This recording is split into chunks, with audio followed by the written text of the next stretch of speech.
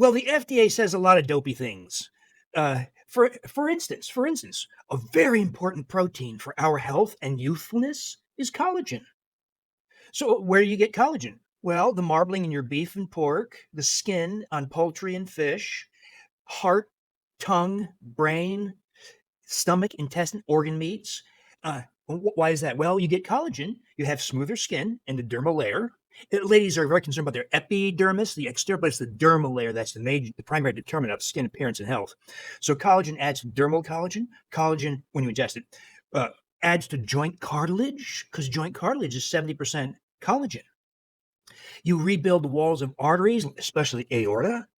Collagen reduces blood pressure, improves arterial health, uh, has spectacular effects. But the FDA says, we don't care. It's not essential.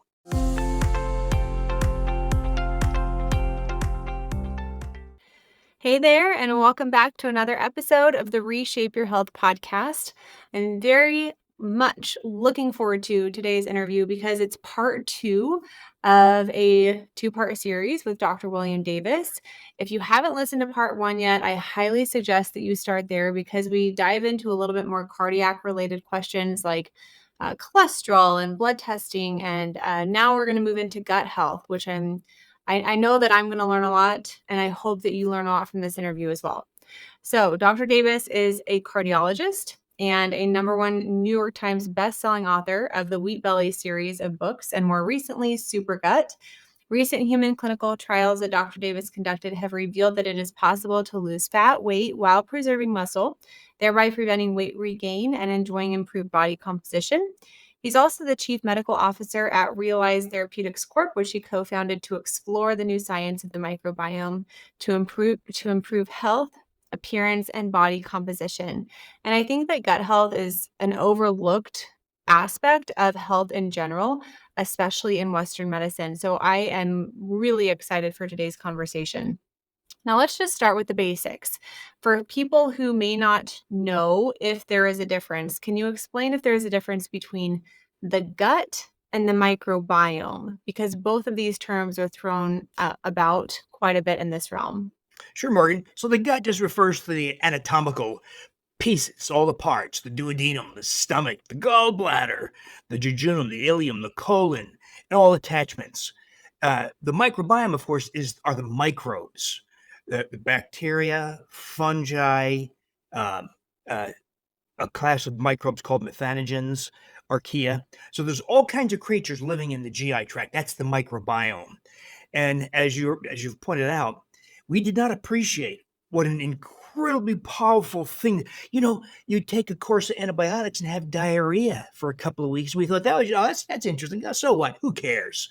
And that was completely wrong. Just like AI is changing technology in tidal waves, the microbiome is changing the way we think about health dramatically.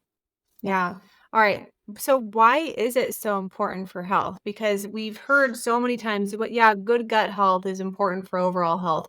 But can you explain why that is, especially for diseases related to insulin resistance, like diabetes, like obesity, like Alzheimer's? Well, these microbes, what the easiest way to explain this is to explain what it means when you have infestation of the small intestine. We thought the small intestine was not sterile, but almost sterile. It's not. It's filled with microbes. But the peculiar thing in us, in modern people, not true in ancient people, not true in hunter-gatherers, is that because of our exposure to antibiotics, glyphosate, preservatives in food, emulsifying agents, stomach acid blocking drugs, non-steroidal anti-inflammatory drugs, birth control pills, chlorinated drinking water, all the things that modern people are exposed to, literally killed off more than hundreds of beneficial species. And they were suppressing fecal microbes that are supposed to be in your colon, where they're just perfectly happy living there. Well, when you lose healthy microbes, the fecal microbes ascend incredibly up to 24 feet of your small intestine, 3 times the height of the room you're sitting in right now. And so trillions of microbes. Now, these microbes don't live very long. They live for a few hours, not years. And when you have trillions of microbes living and dying very rapidly, when they die, they release some of their toxins, a variety of toxins. One of them is called endotoxin. endotoxin is able to cross into the bloodstream. Because the small intestine is by design very permeable. That's where you absorb nutrients. So fecal microbes breaking down, living and dying, release their toxins into the bloodstream. That's called endotoxemia. And when you have endotoxemia, so there's about a 200 to 400% rise in the level of endotoxin when you have endotoxemia. And what does that do? As you point out, it causes insulin resistance, and that's the fundamental process underlying risk for coronary disease, heart attack, for breast cancer, for type 2 diabetes, for obesity, for expansion of abdominal fat, dementia, cognitive impairment, anxiety, depression, rosacea, psoriasis, eczema, fibromyalgia. In other words, this phenomenon of SIBO, small intestinal bacterial overgrowth, and the endotoxemia that accompany it are going to cause us to rethink almost everything we thought we knew in health. So if your doctor gives you a biologic and prednisone and naproxen for your joint pain, for rheumatoid arthritis, say, they did nothing to get at the root cause. And you're never going to hope to have a full response. You're going to be exposed to these toxic drugs that only have partial benefit. Why not go to the source of the problem? So it sounds like our modern lifestyle, which aspects are probably unavoidable because you mentioned like at least 10 different things that can impair our gut health. That is going to happen. So I think, how do we deal with that in a modern culture where we have this drinking water, we have food with chemicals, we have medications? What's kind of the first step to help restore a healthy gut microbiome? Well, it's just like having crops in your farm, right? How do you do that? Well, you prepare the soil, right? You pick out the rocks and sticks and all that sort of thing. You plant seeds, and then through the growing season, you water and fertilize your garden or your farm. The microbiome, the gastrointestinal microbiome, is very much the same. We're going to clean up the soil, but we do so by filtering drinking water, trying to get organic produce whenever possible, not taking drugs like stomach acid block. There's a long list of things that you can do. It's in my Super Gut book, but it's all common sense things. It's really going back to the way your great grandmother lived. That's all it is, just cleaning up your life. Then we plant seeds. These are microbes. Now, the seeds take a variety of forms, but the most important seeds of all are fermented foods, sauerkraut, kimchi, kefirs, yogurts, not the yogurt in the store, the yogurt you make on your own. Veggies you ferment on your kitchen counter. It's very easy. There's a few steps you should know about. We have to filter our water, can't have chlorine in it. We don't use iodized salt because iodine kills microbes also. And we let it ferment on your kitchen counter, and it grows microbes. The interesting thing about that, Morgan, is fermented foods have species of microbes that grow from the surface of that vegetable, or you can use a starter culture you purchase, and that accelerates the process. You'll also know what microbes are there precisely. But anyway, the microbes that ferment your foods, these are species like Leuconostoc mesenteroides or Pediococcus pentasaceus, and a whole bunch of others. These microbes, you ingest them, but they don't usually take up residence in your gastrointestinal tract.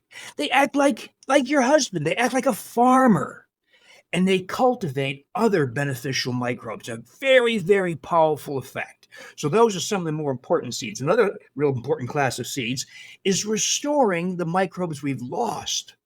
So some very, very important microbes. One of my favorites is Lactobacillus rhodori. Another one is Lactobacillus gastricae. You replace these microbes, and among their effects is they colonize the small intestine. Unusual, right? Most microbes live in the colon, but these two microbes live in the small intestine, where they take up residence in the 24 feet of duodenum, jejunum, ileum, and then produce what are called bacteriocins, natural antibiotics effective against fecal microbes. So they clean up your infested small intestine and thereby reduce endotoxemia. And so conditions like rosacea, psoriasis, fibromyalgia, anxiety, headache, depression, cognitive impairment start to recede. Food intolerances. Food intolerances are a big sign that you have 24 feet of small intestine filled with fecal microbes. People say things, I can't eat nightshades and tomatoes and eggplant or legumes or fruit with fructose. I have to go on a low FODMAP. All that is absolute nonsense. There's nothing wrong with those foods. There's something wrong with your gastrointestinal microbiome. It's caused you to become intolerant. Once again, if your great grandma was here, she would say, What are you're silly. That's stupid. We eat food and you shouldn't be allergic or intolerant to these long lists of food. And they even do testing and say, there's 38 foods you can't eat because you react to. No, this is all SIBO. And so we identify the SIBO, we take steps to correct it. And by the way, I have a method that I've developed that makes it very easy. We are going to validate in clinical trials. But I ask this question. So if we have this problem, SIBO, right? Because you have fibromyalgia or irritable bowel syndrome or ulcerative colitis, or you're depressed, or you're anxious, or you got rosacea. It's long, thousands of conditions long. You have one, you think, I think I have SIBO. Or you see fat floating in the toilet after a bowel movement. That's fat malabsorption from fecal microbes in your duodenum, where the pancreatic enzymes and bile are emptied. So you think you have SIBO. Well, sadly, if you go to most doctors, you say, I think I have SIBO. What should I do about it? The doctor says, oh, Morgan, did you consult Dr. Google again? Or there's nothing wrong with it in your head. Yeah. Yeah. The occasional well-informed gastroenterologist might say, well, here's a prescription for Xifaxan, an antibiotic. Now, antibiotics got us here, Morgan. Are they really the solution? And so I don't think that's the best idea. And its efficacy is about 50, 55, 60%. It's not that effective. And it allows frequent recurrences. And so you don't get a lot of wisdom from the gastroenterologist. So I asked this question. All right, 150 million Americans, 150 million Americans, 1 in 2 people have this problem. There's a reason why I say that. If you took that antibiotic, okay, maybe you get a response, costs a lot of money, you have side effects, etc. What if you took a commercial probiotic right off the shelf? Will it go away? Will your SIBO go? No. It might reduce the bloating. It might make you a little sicker too sometimes. So I asked this question. What if we chose microbes that we know colonize the small intestine? That's where the battle occurs, right, in SIBO. And species and strains known to produce those bacteriocins I mentioned. Natural antibiotics effective against fecal microbes. So what I've done is we've fermented 3. So microbes don't have sex, right? There's no male and female microbes. They just reproduce themselves, asexual reproduction. 1 becomes 2, 2 becomes 4. Well, I ferment 3 species. Lactobacillus rhodori, strain of Lactobacillus rhodori, strain of Lactobacillus gasseri. Those 2 colonize the small intestine and produce bacteriocins. And Bacillus coagulans, which is a spore former, but it germinates in the small intestine and it produces its own bacteriocins. We co-ferment them as yogurt. It's not yogurt. So people say, can I buy it in the store? No, you can't buy it in the store. It looks and smells like yogurt. It's not yogurt. We make this, we allow it to ferment for 36 hours. Rhodori doubles every 3 hours at human body temperature. So if we did like a factory and we let it go for 6 hours, you won't get much. We're going to do 36 hours. And you get rich, thick yogurt at the end. Add some blueberries and have a half cup, chia seeds, whatever.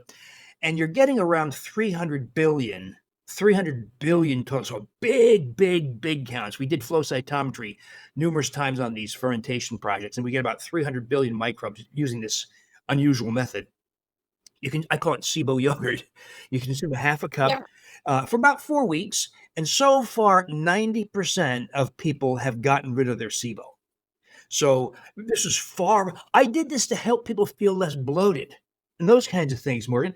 I did not expect almost complete eradication of SIBO. Now, we will do a formal clinical trial because, and I'm not sure we can use yogurt, probably use encapsulate as a probiotic, but we know people normalize it because of this consumer device. So this is talk okay. about that. So this is the Air device. This is the old version. The new version is this one. So the old one, Air, AIRE, made by the Food Marble Company. This old device measures hydrogen gas. Hydrogen gas is produced by bacteria, but not by us, not by humans. This one measures hydrogen gas and methane.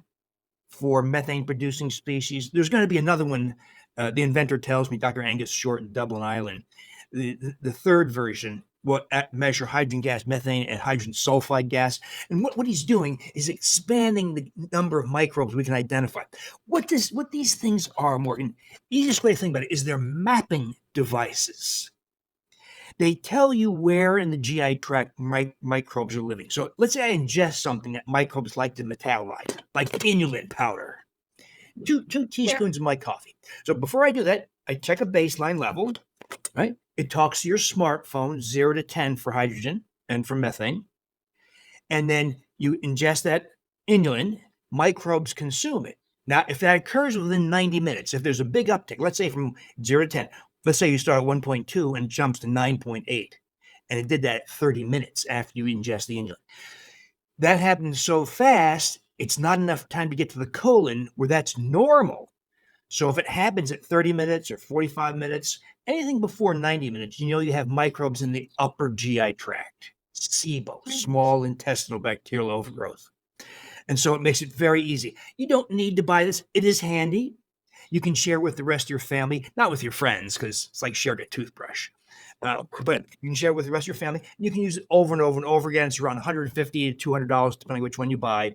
But you can use it over and over again. You can do the test also in a lab or clinic, but it's more like $400. It's about 4 hours of your time every time you do it. Here, it's quick, done, so it's worth the investment. But you don't need to do that. Because, if I said, Morgan, the solution for SIBO and disruption of our gastrointestinal microbiome is to remove your small intestine, you would say, well, damn it, you better be damn confident that's true.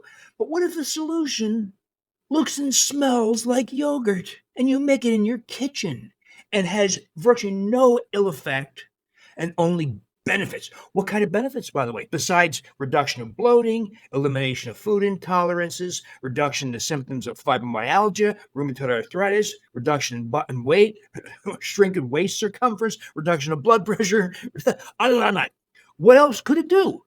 Well, ladies go berserk because they get smoother skin and they lose their crow's feet and their smile lines first over a longer period, nasolabial fold and forehead wrinkles. You get an increase in sebum production, so skin is moister. You get a return of youthful muscle because we lose muscle as we age. There's an increase in the hormone oxytocin, the hormone of love and empathy. So there's an increase in the love and affection you have for the people close to you. You're more tolerant of other people. You'll like your coworkers better. You're more generous. You accept other people's opinions more readily. Your libido goes up. Older guys will have a 50% rise in testosterone. Older ladies often get vaginal atrophy and dryness, especially in their late 60s. It comes back. Bone density is preserved. Your immune response is amplified. Your healing time is cut by about 30%. In other words, we're not talking about a nasty antibiotic to kill off those fecal. We're going to restore things you lacked and do it for you while providing all kinds of Now, I kind of regret calling it SIBO yogurt, Morgan, because it makes it seem like that's the only usefulness. What we're really doing is restoring lost foundational or keystone microbes that are very, very important for rebuilding your microbiome. So while we do it for 4 weeks or longer, if you want, to get rid of your SIBO, and then we continue it intermittently 2 or 3 times a week to prevent recurrence and so that you continue to get all those benefits outside the GI tract. And that has worked, to my great surprise, far better than I ever expected. Well, I think I have a couple follow-up questions here. So was this daily yogurt intake, the special yogurt, where do your special SIBO yogurt for 4 weeks, like half a cup a day for 4 weeks? Was that kind of the initial protocol to help alleviate the food intolerances in like 90% of people? One confusing twist. So Rotary causes hydrogen gas positivity on this device. So one confusing thing is, let's say you eat the yogurt for 4 weeks and maybe your fat malabsorption is gone and you were previously intolerant of tomatoes, now you can eat them, but you want to know for a fact. So you stop the SIBO yogurt. You can continue the Gasteri and the Bacillus coagulans parts of it, but you got to stop the Rotary for 2 weeks because it's going to make it positive. So you stop it, then test after a 2-week delay. Very confusing, sorry, but these technologies are evolving. and we're getting better understanding as we use and put this to work. Uh, And is this protocol in your book? Like, it if is. people really, like, I mean, if I had a food intolerance, I'd do whatever I could to treat it. Now, I had a question too. So my mom got me a yogurt maker for Christmas. I still haven't used it. But I've heard really good things. I have an uncle and an aunt who make their own yogurt, and she said it's so terrific. So how would I make this SIBO yogurt at home with my yogurt maker that The I have? hassle, Morgan, is sourcing the microbes. So we're not making Yoplait. We're not making Dannon, right? Those are something entirely different. Different microbes, different methods. And so I kind of regret calling it yogurt. It's really just a fermented dairy product. But we're going to source. So the sources are listed in my Super Gut book. They're also on my website, the drdavisinfinitehealth.com. We get because you have to pay some attention when you play with microbes to strain, not just species, but also strain. So the clearest illustration of this is, so you know this, you and your family, my family, we all have E. coli. But if cow manure got on your lettuce, right, you can die of that E. coli. Same species, E. coli, different strain. So we do have to pay attention, usually, not always, to strain. So we're going to use a strain of Lactobacillus rhodori, and I'm sorry about these strain designations, but it's all in the Super Good Book, ATCC PTA 6475, and we use a strain of Lactobacillus gastriae, the BNR 17 strain, and we get a strain of the Bacillus coagulans, the GBI 36086. I'm sorry, I don't make this stuff up. It's all in the book. It's all in the book. And it tells you, because there are other strains, say, of rhodori, and we don't know if they do the same thing. Other strains of Gasseri. That's a generalization. I think most Gasseri actually do have these properties. But if you want to be confident, you use the strains that have been studied for these effects. So it's all in there. You have to source it from different places. But the good thing is, once you make the yogurts, you can make subsequent batches from a little of the prior batch. Right, kind of like sourdough. Kind of Like like you just kind of like a farm. Yeah. You can You grow put your the cucumbers. starter and use it in subsequent batches, yeah. So you make the first batch of yogurt, you have to find the right strains, and then is it like a powder that you add, and then what else do you put in if it's a powder? I'm not sure. It typically comes as a powder. The original the original rhodori strain came as tablets, and we had to crush them. The reason why I made yogurt out of it in the first place, way back when, was because the first microbe I started playing around with was Lactobacillus rhodori, because of some very interesting science. But there was human science in babies. And so the company that makes this, BioGaia in Sweden, made tablets at a dose appropriate for infants. Well, you'd have to buy like 10 boxes and take 10 boxes a day. It'd be ridiculous, be expensive, be silly. So I took those tablets and I ferment them with this extended fermentation to increase counts. We're increasing counts about 1,000-fold. Um, uh, but once you source the right microbes, you don't have to do it again. So it is a hassle. It's a little bit of an expense. Maybe getting all three is not even $100. It's not that bad. And then as you point out, you need a device to keep it at around human body temperature. It could be a yogurt maker, it could be an instant pot, could be a sous vide. Um, uh, One thing you want to do is you want to put a thermometer in it, run it with some water in it, and then run it for a couple hours. Make sure the temperature is okay. A lot of devices are not set properly and they're too hot. And these microbes, at least the gas around the rotor, tend to die at about 110 degrees Fahrenheit. So if if you have an instant pot, for instance, that cycles to 120, it's going to kill your microbes. Okay. Interesting. Okay, so it's the powder, but what's the other liquid then in this yogurt or the fermented dairy? This is the way I do it, but you don't have to do it this way. There are many other ways to do it. But so you put the microbes in a glass bowl, say, and then I add a prebiotic fiber like inulin. It's like adding cow manure to your farm. You get more vegetables. So I'm going to add a tablespoon or two of inulin typically. And then I add a little bit. I use organic half and half. Some people use coconut milk. Some people use other kinds of milks, but organic half and half, because one of the things that we do is we reject this idea of cutting fat. It's nonsense. Fat is the healthiest part of dairy. So never skim, none of that garbage. So a little bit of half and half, a couple tablespoons, make a slurry because that prebiotic fiber clumps.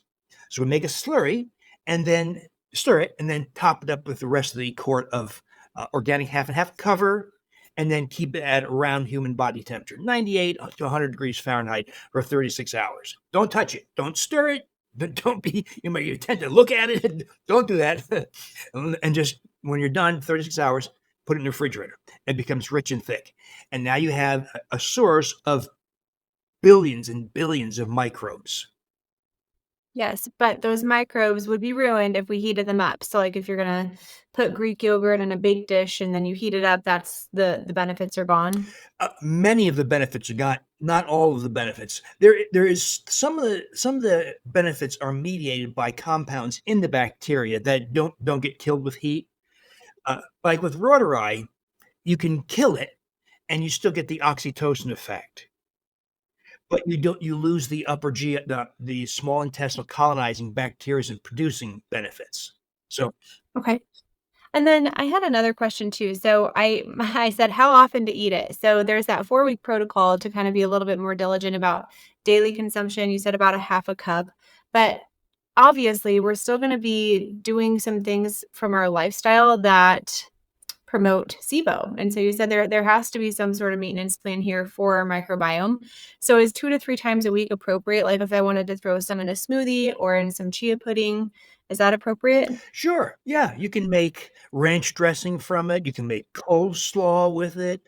Uh, if someone makes it, by the way, with canned coconut, not carton, but canned coconut milk, you got to be sure there's no additives like gellan gum or xanthan gum. And there's a couple of additional steps because coconut milk likes to separate into solids and fat. So we add guar gum, a prebiotic fiber, and there's a couple other steps, a blending step. That's all in the Super Gut book.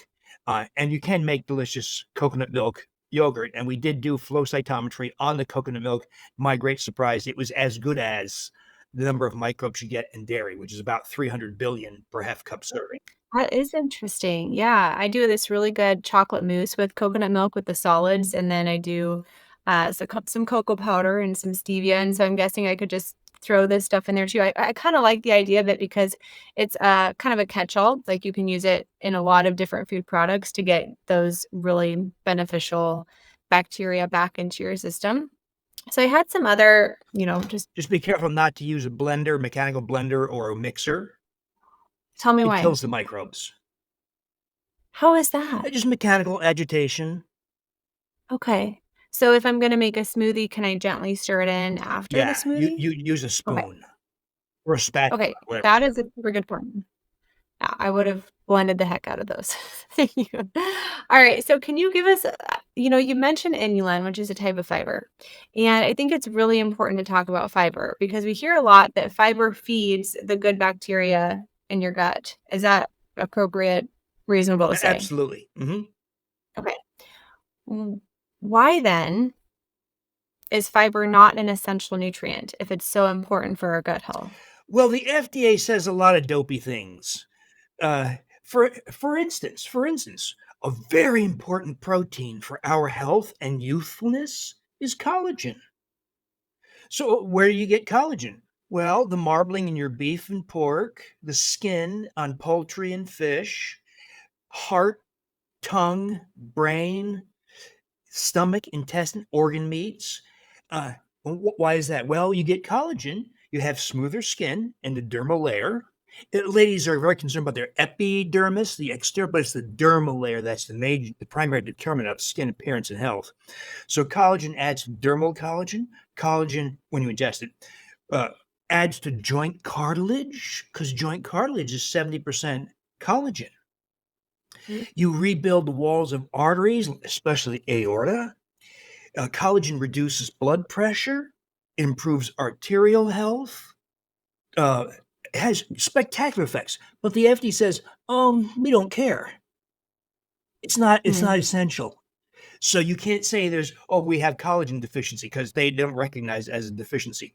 How about Right. hyaluronic acid? Ladies know about it, right? They provide it as a serum like that, right? Get rid of crow's feet. Well, I asked ladies, if you put it on over here, what happens to your neck skin or your thigh or abdomen? Nothing. Seriously. So the real Yeah. magic of hyaluronic acid is taken orally. Where do you get hyaluronic acid? Eating brain, tongue, skin, and other organs. What does it do? Well, it adds to dermal moisture because it's wonderful for water retention. It further stimulates collagen deposition in the dermal layer. It adds to the synovial fluid, the joint lubricating fluid that you know all about in your field, for better joint health. It's also a fiber. Morgan, it's one of the very few animal-sourced fibers. Yeah, not heard of that one. So most fibers come from plants, of course, but this one comes from animals when you eat skin. So I see people having boneless, skinless chicken breast. So what happens when you get hyaluronic acid besides skin and joint? Acts as a fiber, and it specifically blooms species like Akkermansia and Faecalibacterium and Lactospiraceae. Those are extremely important beneficial microbes because they produce butyrate or butyric acid. And butyric acid is the mediator of deeper sleep, better mood, reduced blood pressure, reduced insulin resistance, reduced blood sugar, all kinds of benefits. And by the way, because I know ladies are so interested in skin, it goes to the skin where it acidifies your skin. So healthy skin is acidic, 4.5 pH. Unhealthy skin, someone with rosacea, psoriasis, acne, their pH is about 5.5. Well, remember that the pH scale is logarithmic. So the difference between 4.5 and 5.5 is tenfold. So healthy skin is tenfold more acidic. How do you acidify the skin? Butyrate, butyric acid produced by microbes that you fed fibers to. Could be hyaluronic acid, could be inulin, but those microbes convert to butyric acid that acidifies your skin. And that discourages Staphylococcus aureus, the common pathogen in skin that proliferates when you have rashes. And it encourages the healthy microbe, Staphylococcus epidermidis. So for the ladies, one of the most important things you can do for skin health is to feed fiber like hyaluronic acid orally, as well as those fermented foods, because the fermented foods also cause bloom in those beneficial species that produce butyrate. So is fiber not an essential nutrient because the FDA doesn't understand gut health? Personally, I don't pay too much attention to what the FDA says because, one, they're spread too thin. Two, they're too busy in the world of pharma. They're tangled up dealing with drugs. I understand. However, they still have major influence because there's the carnivore diet, there's the keto diet, and keto can be done. You can do like a high fiber keto diet, but like let's take the carnivore craze right now. Like that doesn't really include any fiber. So what are the risks for gut health if you're following a carnivore diet, or heck, I mean, you can do a standard American diet that can still be very low in fiber. Let's just call it a low fiber diet. What are the risks of that? So when you deprive microbes in the GI tract of the fibers they need, you'll see a massive die-off of beneficial species like Faecalibacterium, like Lactospiraceae, like Lactobacillus. They'll decline, sometimes gone, disappeared. And then there's a handful of microbes that have a peculiar capacity. The most prominent one is Akkermansia muciniphila, mucus lover. So you deprive Akkermansia, a very beneficial microbe, when it occupies 3 to 5% of all the microbes in your GI tract. You deprive it of fiber, it has the added capacity to consume human mucus. It starts to consume you. That's why you get colitis, you get intestinal inflammation, you get increased entry of that endotoxin, endotoxemia, which leads to, so people say, oh, I went carnivorous, I lost 27 pounds, my waist shrunk by 6 inches, my triglycerides dropped, my blood sugar dropped. And then a year and a half in, hey, I'm regaining weight. My triglycerides going back up. My blood pressure is going back up. My blood sugar is going back up. What they've done is they've disrupted their gastrointestinal microbiome. And one of the effects is the excessive proliferation of Akkermansia, so that it becomes not 3 or 5%, more like 18, 24, 36% of the entire microbiome.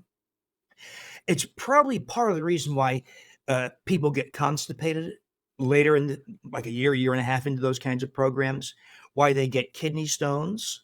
There's a marked uptick in calcium oxalate kidney stones. Children, by the way, stop growing.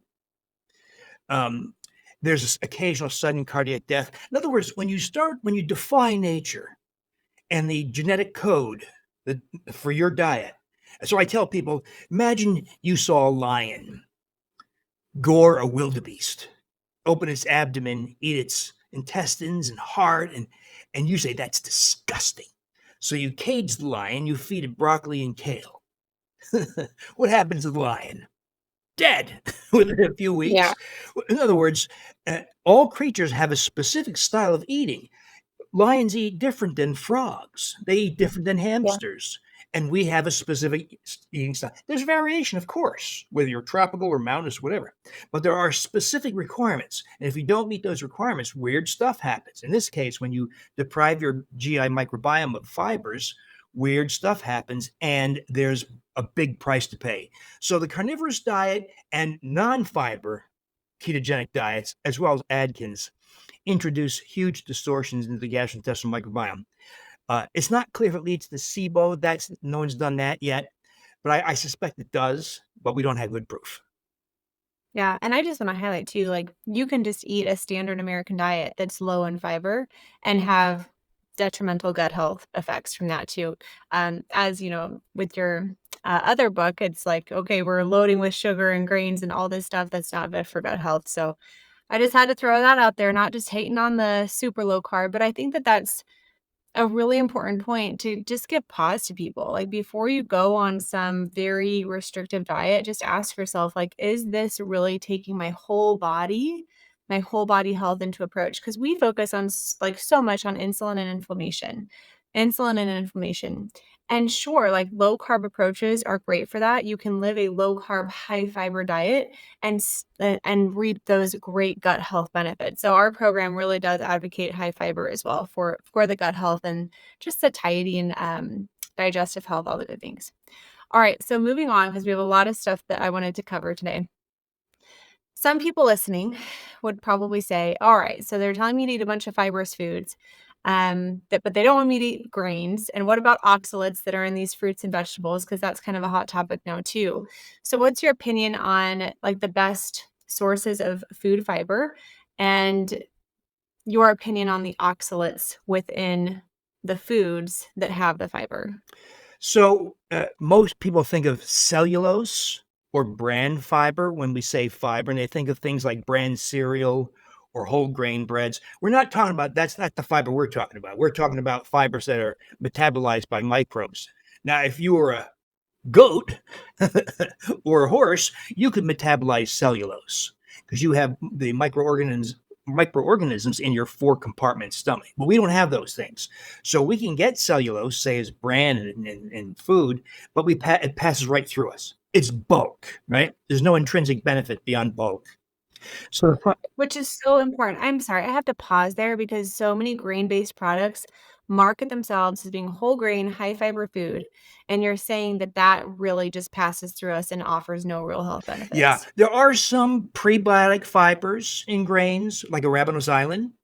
But when we banish wheat and grains, we do need to get those fibers. We get them from root vegetables like leeks and other foods like dandelion greens, jicama, legumes, black beans, white beans, kidney beans, chickpeas, hummus, asparagus, beets, carrots. These are all wonderful sources of these fibers.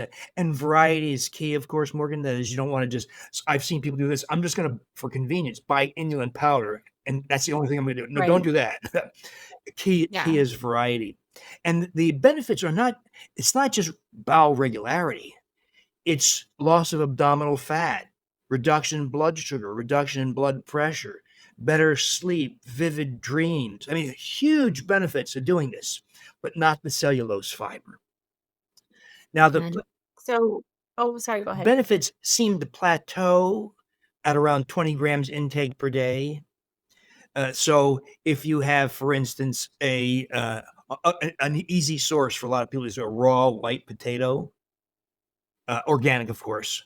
Chop it finely and cube it and put it in your salad, for instance. Some people actually eat like an apple, and that's somewhere around 10 grams of prebiotic fiber.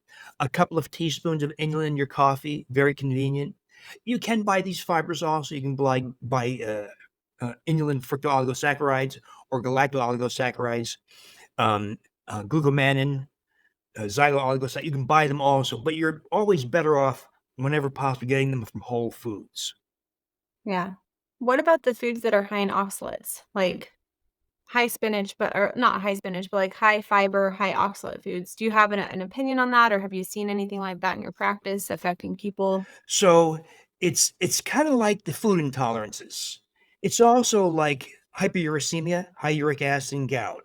So high oxalate. So the solution is going to be microbial.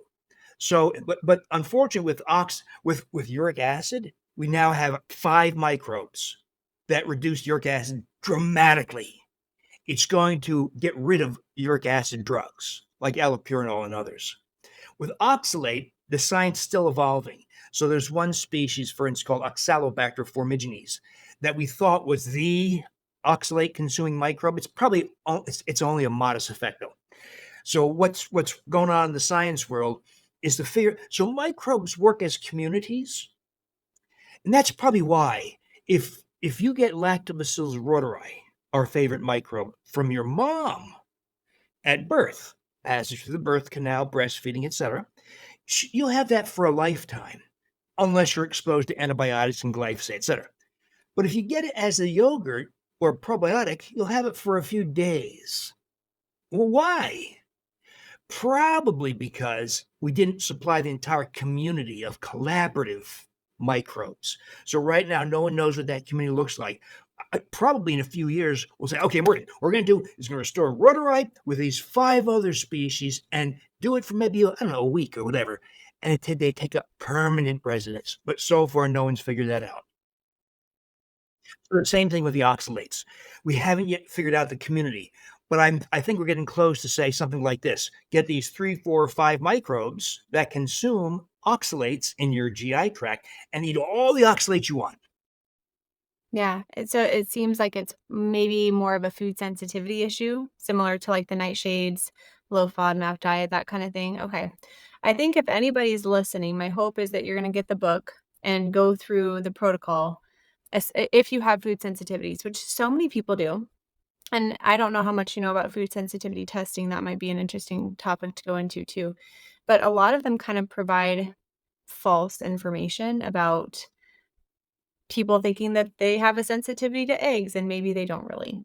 But try this yogurt, the SIBO yogurt protocol, heal the gut, restore the gut microbiome, and then try to reintroduce the foods. So let's touch on that real quick on food sensitivity testing. Like, how do you know if the test that you're getting is even accurate? You're right. There's been very poor validation of a lot of the testing platforms, so we don't really know how valid they are.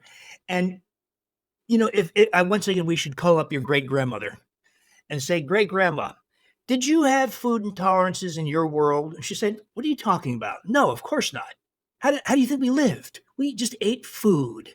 The meats we had, the fish we caught, the crops we grew, the apple trees and pear trees and grapevines, they just ate food. The chickens who laid eggs, and there was no kind of thought of food intolerance. In our world, oh, we're going to do ALCAT testing for IgG, and we're going to do food eliminations. No, this is our modern distortion of human physiology, but specifically the microbiome. And by the way, people say things like this: "Well, I have irritable bowel syndrome, so I'm going to go on a low FODMAPs diet. It reduces the gas, bloating, and diarrhea." And I hear that I have SIBO, because if I have IBS, I'm almost guaranteed to have SIBO. But it's too scary. It's too tough. It's too hard. So here's a question: what's the result of unaddressed, uncorrected SIBO? Well, it may take a few years: multiple sclerosis, Parkinson's disease, colon cancer, diverticular disease, obesity, weight gain, coronary disease, atrial fibrillation, on and on. In other words, if you put your head in the sand and don't want to deal with the SIBO, bad things are ahead. So that's why I Yeah. emphasize, well, think about this SIBO yogurt. It's just thinking It's yogurt. simple, it's so easy, and like you said, the initial investment is less than $100 probably, and then a yogurt maker, which you could ask for Christmas. I didn't ask for it, it was kind my mom loves giving me kitchen gadgets, and I'm like, "Thanks, mom," but now I'm actually super excited that she got it for me. I am seeing this, Morgan. There are people who have really bad SIBO, really bad. These are people who say things like, "I took penicillin for 4 years," or I took this antibiotic for 3 years for my acne, or whatever they did. And they start with overwhelming SIBO, and those people often have to stay on the SIBO yogurt not for 4 weeks, but often several months before they have full response. Okay, so that's good to know. And again, this is not the same stuff as store-bought yogurt. It's a long fermentation process with specific microbes. And it's not to say like don't enjoy the store-bought yogurt. Like I'm still going to eat it because it's probably going to have more protein than the half and half based yogurt. But I know that I'm getting different benefits from the different food sources. That's kind of my opinion on it. By the way, Morgan, that's just a handful of microbes. There are other many very, very interesting microbes. Ones that consume oxalate, ones that consume uric acid, ones that accelerate your recovery from strenuous exercise, ones that reduce arthritis pain, ones that reduce waist circumference, the ones that restore vaginal moisture and reduce urinary tract infections and reduce the risk of miscarriages and premature delivery. There are microbes that raise your child's IQ. So it really is a very, very exciting time. Yes, I can tell you're super, super passionate about microbes, which is fun because I'm sure there's like people listening that really need that passion because I mean, gut health, let's just face it, it's not a very sexy topic. It's just not. So we're trying to make it a little bit more exciting and motivating for people to focus on by eating a mostly whole foods, high fiber, you know, probiotic, prebiotic rich diet to feed their gut to. Dr. Robert Lustig in his book said, you're not just eating for one, you're eating for two. You're not just eating for yourself, you're eating for your gut as well, because those microbes need fed. All right, I have some questions for you here. I like sourdough bread. What are your thoughts on if you're going to eat grain? I know we didn't talk a ton about your wheat belly book or your thoughts on grains, but let's kind of touch on that here. Like, why don't you recommend people eat grains, first of all? A long list of reasons, Morgan, and sadly, you're not going to like this. And those reasons are not affected by fermentation as sourdough. So there's a protein called gliadin in wheat, secalin in rye, hordein in barley, zein in corn. It's a class of proteins called prolamins because they're rich in protein and humans can't digest them properly. So you get the gliadin protein, let's say, of wheat, and you break it down. So if you eat, let's say, a pork chop or an egg, you break those proteins down into single amino acids to make skin, other organs, and hair, etc. When you eat the gliadin protein of wheat, you can only break it down to 4 or 5 amino acid long peptide fragments. And those fragments have opioid properties that go to the brain and stimulate appetite. So wheat, the gliadin protein of wheat, is a huge appetite stimulant. And that's why big food puts it in everything. There's something called wheat germ agglutinin. It's a protein that's completely indigestible. It comes in here, you poop it out in the toilet whole, but as it passes through 30 feet of your GI tract, it's extremely toxic. It denudes the absorptive villi on your GI tract. There's something called phytates. Phytates bind all positively charged minerals, calcium, magnesium, iron, and zinc, and others.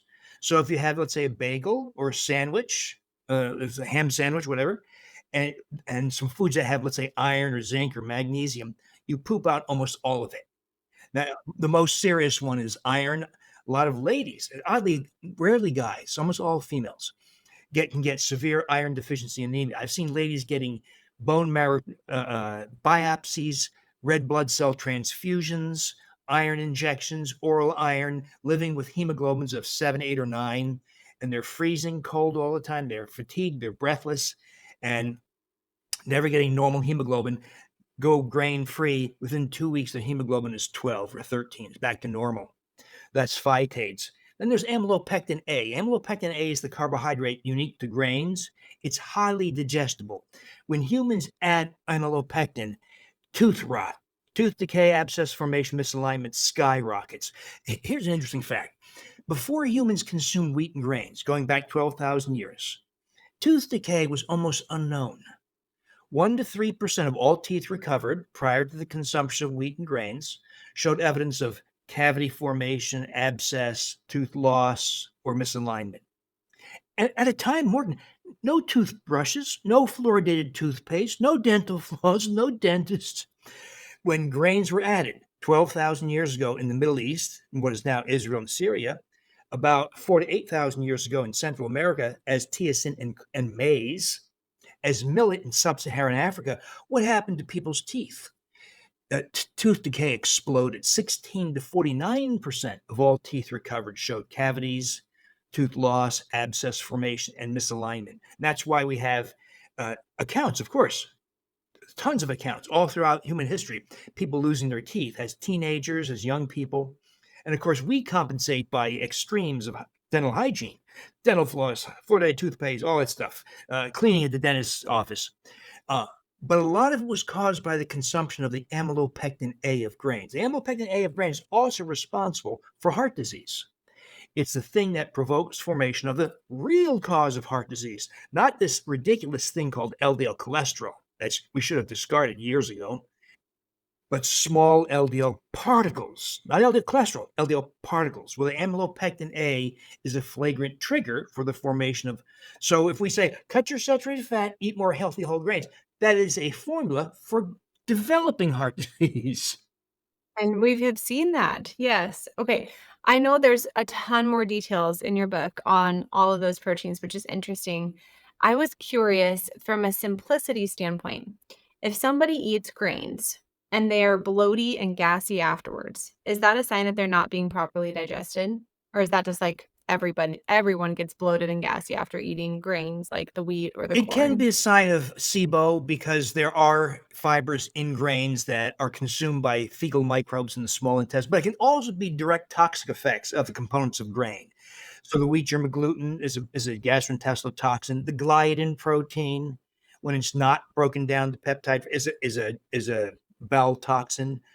Amylopectin A is a sugar, and it can be consumed by unhealthy microbes that cause gas and bloating, including, by the way, fungal species. So you really, all you can tell is there's some intolerance at work, but you can't tell if it's the grain per se, whether it's SIBO.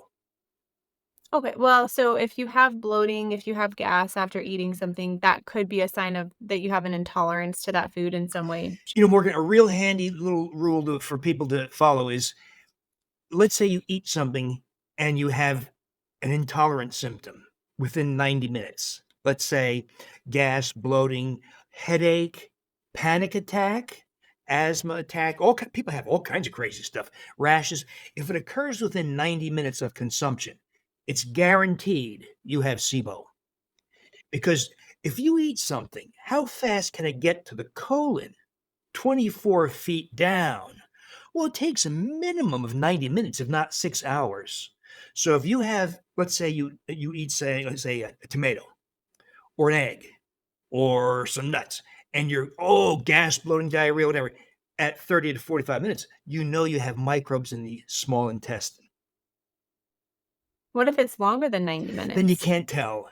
It could be. Okay, I'm just thinking about popcorn. Like, I always get bloated after I eat it, but I've never, like, timed how long it takes. So, same for sourdough bread. So, speaking of, in the blood sugar realm, there's a lot of talk on sourdough bread and how it's healthier for you than regular bread. I would love your take. I'm not gonna stop eating sourdough bread, but I want your take on, like, okay, Well, how much better is it? What are the risks of it? All you're that not going to stuff. like this. But it still has gliadin, thereby gliadin-derived opioid peptides. It still has wheat germ gluten. The wheat germ gluten content may be a little bit less from the process of fermentation, but it's still there.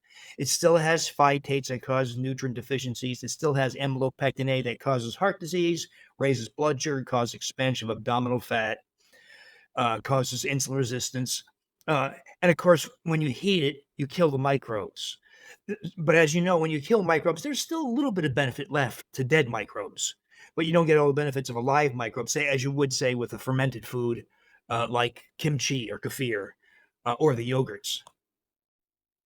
So is it like a good, better, best, where it's like best is a grain-free bread, better is maybe sourdough, Well, can't really call it bread. so it's kind of, Should I not say, even be Morgan, in you the got to better quit smoking those Marlboros.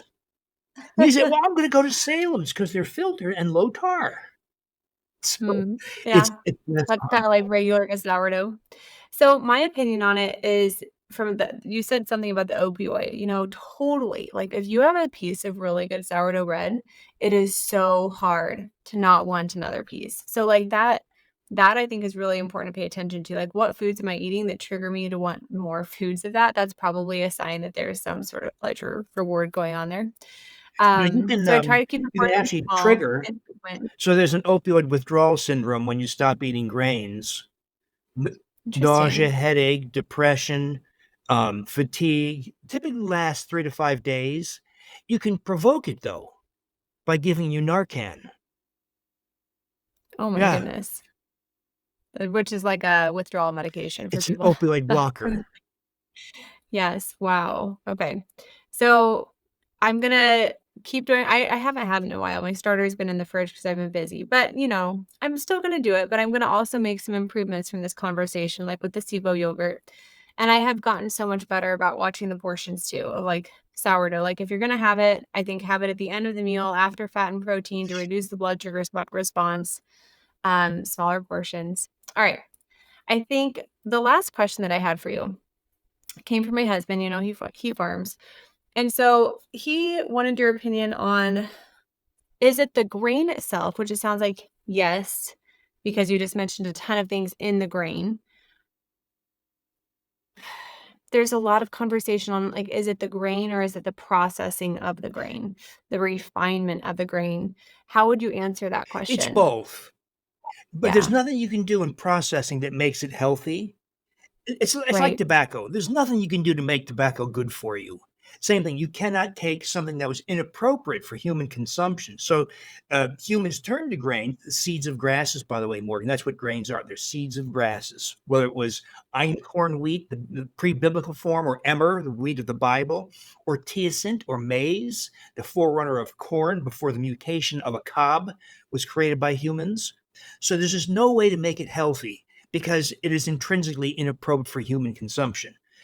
But it was desperate humans. When there's war and uh, drought, all the things that we're subject to throughout history, humans turned to grasses in desperation. Even though if you and your family, heaven forbid, were starving, and you stumble on a wheat field, would you say, "Thank goodness we eat like kings"?